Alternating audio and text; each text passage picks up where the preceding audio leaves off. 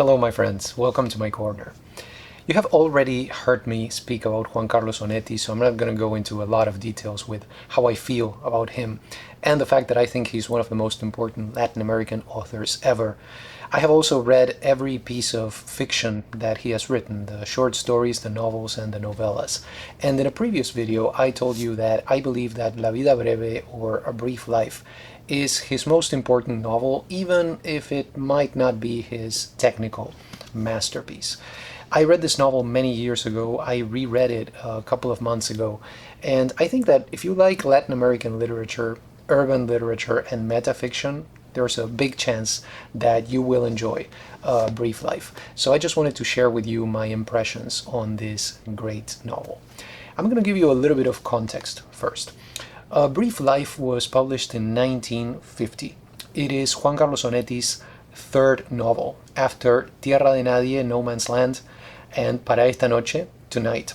But before these three books, he had published a very brief text, a novella titled El Pozo, or The Pit. Now, Onetti's first three books are excellent. I enjoyed them very much, but it is really A Brief Life that you can call his first truly important and masterful work. So that's one of the reasons why I wanted to do this video on it and focus on this one, at least as a first step. Now, at 400 pages in my original Spanish edition, this is Juan Carlos Onetti's longest novel, by far. I believe that the one that follows it would be Dejemos hablar al viento, or Let the Wind Speak.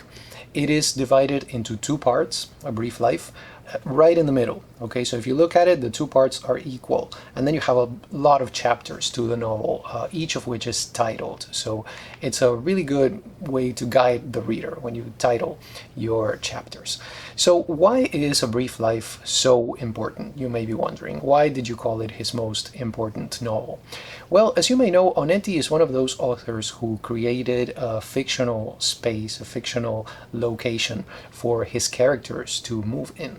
So he's just like, William Faulkner, like Gabriel Garcia Marquez, like Juan José Saer. And Onetti's imaginary city is called Santa Maria. It has elements of Montevideo and of Buenos Aires. And in case you don't know, the actual first name of Buenos Aires when the city was founded, the original name was Santa Maria del Buen Aire. So you have the connection right there with the real city of Buenos Aires, and also the ironic element that you have this very sinful, fallen place named after the Virgin Mary. So here's the answer to the question, why is it so important? It is in A Brief Life that we actually see the genesis, the creation of Santa Maria, this fictional city, by the novel's protagonist. So now that we have covered a little bit of context and the importance of the novel, let's look a little bit at the story itself. Our protagonist is a guy by the name of Brausen. He is around 40 years old, he's in his 40s, and he works for an advertising agency. Now, at the beginning of the novel, Brausen is in his apartment, and he has with him his wife, who is recovering after surgery. She has just had a mastectomy, and it's a very difficult recovery process. So suddenly Brausen hears a woman in the adjacent apartment, and he begins to imagine her story. He wonders, who is this woman? Why is she talking? Who is she talking to? What's behind this character? And at the same time, while all of this is happening, his superior has asked him to write a screenplay for him. So he has a task. And because he has this task of producing a fictional story, or a fantasy, if you will, he is playing around with some ideas and with some characters. In particular, he has a rather clear view of a character named Dr. Diaz Gray. He is the first important inhabitant of the city of Santa Maria. This is how Santa Maria comes into existence, because Brausen has to come up with an idea, and he begins to play with all of these characters in his mind. Now, at one point, and this is where things get interesting, Brausen decides to go and meet the woman next door. So that's where things in the novel get complicated. And here's something that makes things even more interesting. Brausen's got a gun. So imagine that. We have that tension right there. We wonder what is going to happen. Is he going to use this gun? The moment that you have a gun in the action, in a story, you have to wonder if it's going to be used or not, and how also, because that is very important too. So A Brief Life is a novel that has multiple narrative levels. Okay, what do I mean by that? Well, as I told you, we begin with the story of Brausen. Okay, he's in his apartment, his wife is right there with him. That is the level that I would call reality. Then, when he decides to meet the woman next door, he uses a false name. He calls himself Arce. And he also has to hide a little bit so that she won't see that he is the guy who lives right next to her. But that's part of the complicated plot of the novel. So he calls himself Arce. There we have another level, and I would call this level fantasy. And then finally, simultaneously, as all this is happening, he is dreaming about Santa Maria. He is dreaming this place and these characters into existence. And that level I would call fiction. So we have reality, fantasy, and fiction happening at the same time. Now, to complicate all of this in a wonderful way, there is one point in the novel where Brausen rents an office from a guy by the name of Onetti. So you have even the author, even the real life quote-unquote guy being inserted into the action of the novel. So A Brief Life is a beautiful intermingling of all of these narrative planes that flow into and out of each other. And that is what makes this really memorable and even a masterful novel to me. That is the one element that I would pinpoint if somebody asked me, what is it that makes A Brief Life such a great novel? Now, I want to give you an idea of the style that you will find in this novel, and I would say in general in the work of Juan Carlos Onetti. So I'm going to share with you a couple of quotes, and I will just, let you experience this style and let the quotes speak for themselves. So the first one that I wanted to share with you has to do with how brutal the style of Onetti can be. Mario Vargas Llosa compared him a little bit to Louis Ferdinand Céline, so just to give you an idea of that also, so that you can read it or hear it in that context. So there's a point here in which Brausen receives a visit from a woman from his past, and he is just repulsed by her. So this is where he comments on that.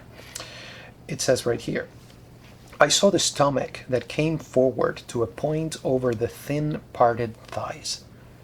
The repugnant sensation and the enmity had issued from the belly someone had given her, from the fetus that was growing larger, negating her, that was expanding victoriously to transform her into an anonymous pregnant woman, that was condemning her to vanish into a strange destiny." So listen to that description of pregnancy. Okay, that is just awful when you think about it in that context. I mean, it's the next worst thing after that famous "Why wouldst thou be a breeder of sinners?" You know what I mean? So it's very, very dark. It can get really dark in the world of Juan Carlos Onetti. But on the other hand, I wanted to share with you something different so that you can see that there are also moments of beauty and even solemn moments, I would say, in his novels. So this is something different. Here we have a girl playing the violin. Okay, this is the daughter of Mr. Glayson, a character that becomes very important towards the second half of the novel. So let me read you this part. "The girl made the violin sound an interminable nostalgic phrase that tried to impose the prestige of a memory without forcing it. Then immediately, without waiting for a reaction or a response, she screeched two notes of joy, allowed time for the piano, screamed again, and yielded a passage to the piano's silence. Then suddenly, paying no attention, mingled with the keyboard's voice that of the violin, compromised enough to be heard, and went on phrasing, together with slight hesitations and cunning, friendly questions, opinions about the weather, best wishes for the sick, what she was determined and condemned to say." So that gives you an idea not only of the beauty of the style, but also of how convoluted it can be. And I mean that in a positive way in this case. I wanted, just to be objective, to mention a couple of issues that may arise as one reads Juan Carlos Onetti. There are two potential problematic points in this novel, if you pardon the alliteration right there. So number one is, some readers may find that the novel is a little bit too long. And this is probably primarily, I have the P sound right here all over the place, so I apologize for that. It probably has to do with the style. Okay, so the style really is involving. It really involves you. But before that happens, you have to surrender to that style when you read Onetti, if you know what I mean. So that may take a while sometimes. It may take a little bit of time to get used to this style, because the style of Juan Carlos Onetti is just not the kind of style that you would typically find, not even in the Latin American novels of this time. So even within that context, this is something eccentric in the strict sense of the term. And then besides that, there is, of course, this is something I mentioned before, I believe, in the video that I did on his short stories, the issue of the portrayal of women, which in the world of Juan Carlos Onetti always happens from a very male perspective, and I don't necessarily mean that in a good way, in this case at least. So the way that women are depicted in the work of Juan Carlos Onetti tells you more about the men than it does about the women. That may always be the case in one way or another. So it's a very complex issue, but I felt that I needed to mention that. Now, Mark Millington, who's one of the best critics of Onetti's work that I have read, he writes in English, of course, he wrote an essay on this topic, on the place of women in the work of Juan Carlos Onetti. So what I'm going to do is I'm going to include the information on that essay in the description to this video in case you want to look for it, because it really gives you a very good overview of the role of women in the works of Onetti. So, bottom line, I believe that A Brief Life is one of the masterpieces of Latin American literature. Let me share with you what Mario Vargas Llosa said. I showed you this book before when I did the works of Juan Carlos Onetti video. This book is completely devoted to the work of Onetti by Vargas Llosa, El viaje a la ficción, El mundo de Juan Carlos Onetti. And this is what Vargas Llosa says about A Brief Life in this book. He says, A Brief Life is Onetti's most elaborate novel and one of the most ambitious in Latin American literature, of an audacity and originality comparable to those of the best narrators of the 20th century, a novel in which the theme that was haunting him from his first writings, the flight of human beings into fictional world to escape a detestable reality, reaches a new value, thanks to the subtlety and good craft with which it is developed. And yes, that is one sentence right there. And by the way, Vargas Llosa makes a very interesting connection between A Brief Life and another famous text. And I was really happy when I read this, because that is a connection that I made the first time that I read A Brief Life. It's a connection I made in my head, you know, so it feels good to be connected to these great authors in your ideas.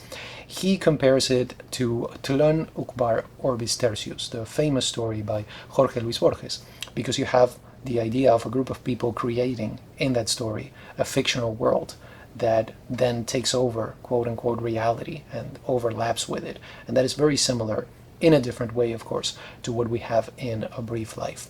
Something also very interesting that I found is that the critic Donald Shaw considers A Brief Life to be the first novel of the Latin American boom. He gives many good reasons for that we're not going to go into, but I just wanted to highlight that important comment right there.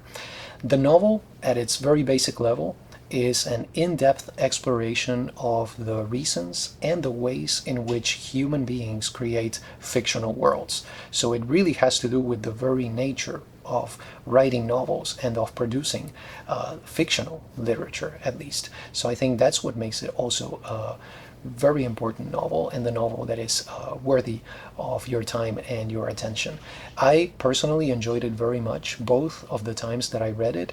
I sampled the English translation and I thought it is very good, so it has really been a delight to read this novel. And let me say this also, if you're starting with Onetti, if you haven't read him, this is a very good place to start. So I just wanted to highlight that. Do you have any questions, comments, recommendations, recipes? I'm listening, and I always enjoy reading your comments and replying to them, so please feel free to communicate with me. Those were my 2 cents on A Brief Life by Juan Carlos Onetti. I hope you enjoyed this video. Thank you so much for stopping by, and have a wonderful day.